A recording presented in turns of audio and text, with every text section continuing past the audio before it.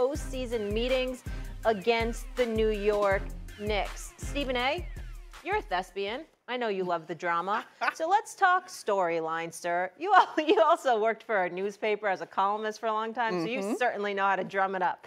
Essay, tell me what is the most intriguing Eastern Conference finals storyline? I would honestly have to say to you, I mean, it's relatively simplistic when you think about Haliburton and Jalen Brunson. I mean, we can bring up the other names. I mean, if this were the finals, for example, and it was Minnesota versus New York, which I think most people would love, it wouldn't just be Ant-Man. It would be the Karl Anthony Towns, Julius Randle angle, since they were swapped essentially for one another. And so you would look at it from that standpoint. In this particular instance, considering the greatness of Jalen Brunson, compared to a guy in Tyrese Haliburton, who I believe the Knicks should have drafted years ago instead of Obi Toppin. No disrespect to Obi Toppin, but the New York Knicks didn't have a point guard at the time. And I thought they needed Haliburton, ladies and fellas. And so that was my thinking. But Haliburton was just recently named overrated by several of his peers. And what does he do? And in the aftermath of all of that, his daddy embarrassed himself by acting the way that he did against Giannis. By the way, as an aside, I don't have a problem with his father being allowed back in the arena. The man apologized, and we are the land of second chances. He was wrong, but I think we should have some compassion for him at this point because his son is doing special things.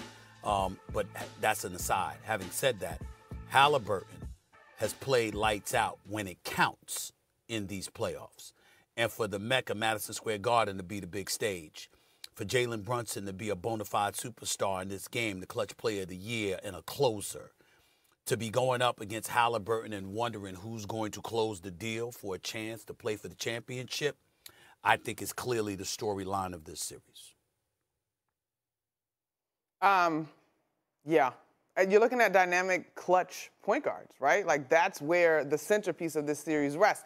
Now, I'm a little bit curious about the matchup in the post, Miles Turner and Karl Anthony Towns, but these are sort of secondary and ancillary stories. I also think that there's a worthy call out to the action on the wings. I think Andrew Nembhard, Aaron Nesmith, Ben Mathurin was hurt last year. We talk about the Knicks injuries, but the Pacers had some injuries as well, versus the wings of the New York Knicks, who were put together to stop Boston. Well, they've cleared that hurdle, and I think those guys deserve a ton of respect in terms of how the Pacers are playing ball. So the centerpiece is definitely your point guards. And in fact, I think the series rests in how well both of them play, but there are a lot of other great matchups to pick and choose from. Not to mention Pascal Siakam, OG Anunoby. Like, this is going to be a lot of fun.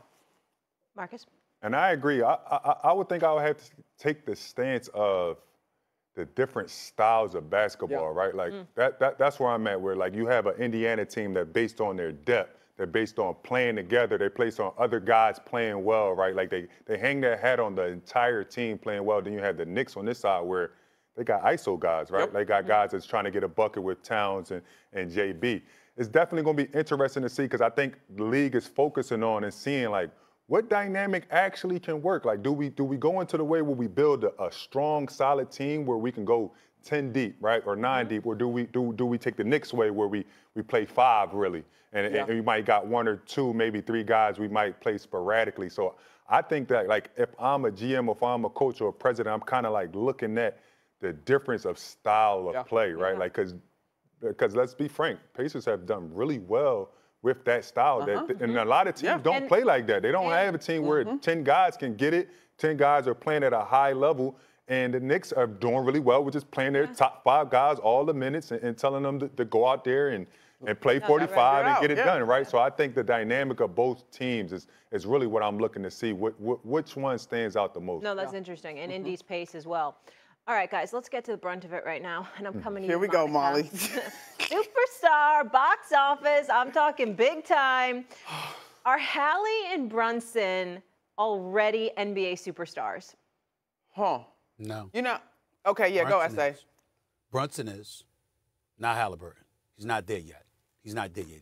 He is not overrated. Haliburton is not overrated. He can play, and he can close, and I give him mad credit for that. But he's not a superstar.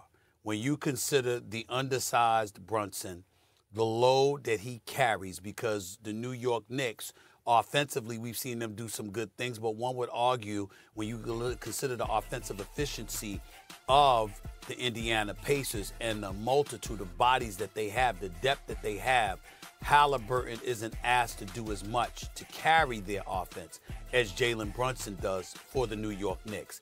And to have that load on the biggest stage and to answer the call the way that he has, averaging 36 a game after losses in the postseason, doing what he has done for the New York Knicks since he has arrived. I don't know if you know this, Monica or Marcus, but did y'all know that in the 3 years Jalen Brunson has been in New York City, do you know he is the leading scorer in the postseason, averaging 30 a game over these 3 years? Yeah.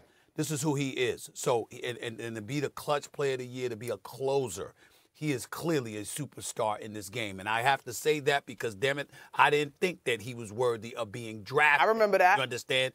That's right. He reminds me every time he sees me, Monica. Every time he sees me, Monica. You know, it's all love. He's got me. He's right. Because I was like, I thought he could be in the NBA, but I was like, I didn't see him as a draft pick.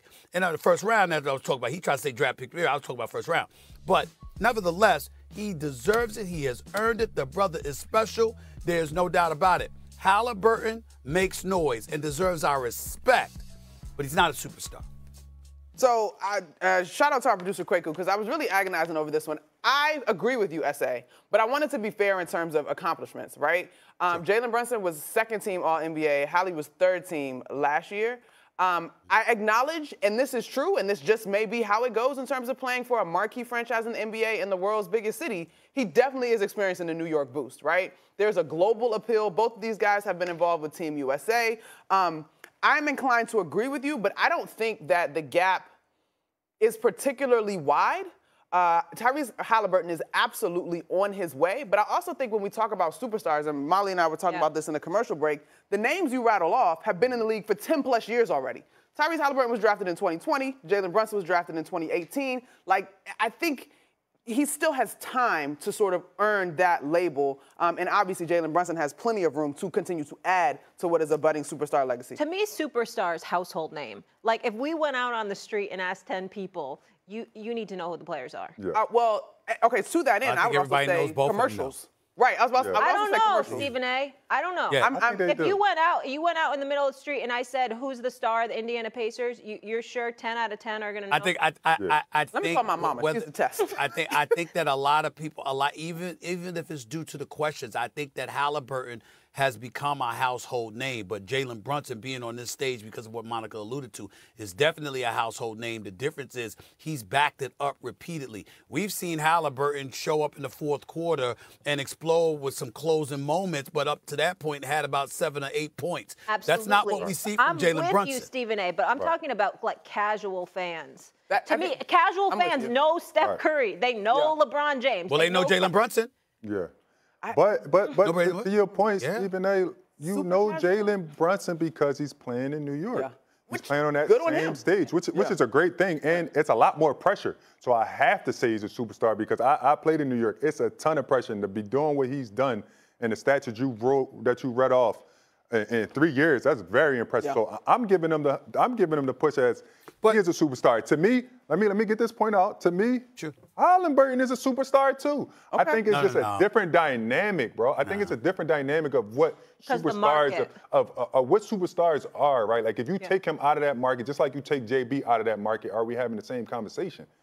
Are we having the same conversation? Because he's been very successul as a player. I think he's just a different type of player. Like he's the new age point guard that like to pass the ball, like to get his guys in their spots, and he's raising the level of the guys that's around him, right? So does that count as superstar? Because we only talk about superstars as being guys that's super athletics, guys that's on commercials, on bigger markets. The market can dictate whether a guy's a superstar or not.